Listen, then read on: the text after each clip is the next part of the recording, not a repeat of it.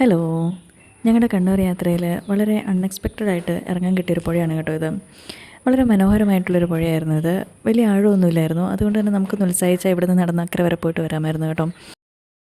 ഈ പുഴയ്ക്ക് ഒരു പ്രത്യേകതയുണ്ട്. ഇതിൻ്റെ ഇപ്പുറ സൈഡ് കാസർഗോഡാണെങ്കിൽ അപ്പുറ സൈഡ് കർണാടകയാണെന്നാണ് ഇവിടെയുള്ളവർ പറയുന്നത്. അപ്പം അപ്പുറ സൈഡ് കർണാടകയാണെന്ന് കേട്ടതുകൊണ്ട് കാസർഗോഡ് നിന്ന് എന്നാൽ കർണാടക വരെ പോയിട്ട് വരാമെന്ന് പറഞ്ഞുകൊണ്ട് എൻ്റെ കെട്ടിയോൻ നടന്ന് പുഴയിൽ പോയി അപ്പുറ സൈഡിൽ കൂടെ പോയി തിരിച്ച് നടന്ന് നീന്തി വരുന്നുണ്ട്. ഒരുപാട് ആഴമൊന്നും ഇല്ലായിരുന്നുകൊണ്ട് തന്നെ നമ്മൾ പിള്ളേരെയൊക്കെ ഇറക്കി പിള്ളേരൊക്കെ സൈഡിൽ നിന്ന് വെള്ളമൊക്കെ വാരി മണ്ണൊക്കെ വാരി വന്നിട്ട് കളിക്കുന്നുണ്ടായിരുന്നു കേട്ടോ.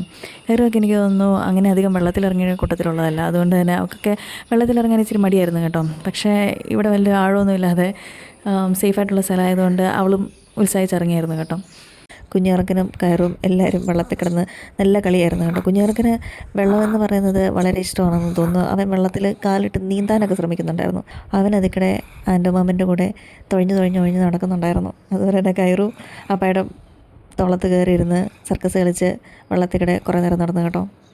അപ്പം നല്ലൊരു പുഴയായിരുന്നു. ഇത്രയും വെള്ളം കുറഞ്ഞ പുഴയിൽ ഞങ്ങൾ ആദ്യമായിട്ടാണ് കേട്ടോ ഇറങ്ങുന്നത്. അതുകൊണ്ട് തന്നെ ആർക്കും റിസ്ക് ഇല്ലാത്തൊരു ഏരിയ ആയിരുന്നു കേട്ടോ. ആരും അങ്ങനെ വീണ് പോകും ഒഴുകി പോകും എന്നുള്ളൊരു പേടിയൊന്നും ഇല്ലായിരുന്നു.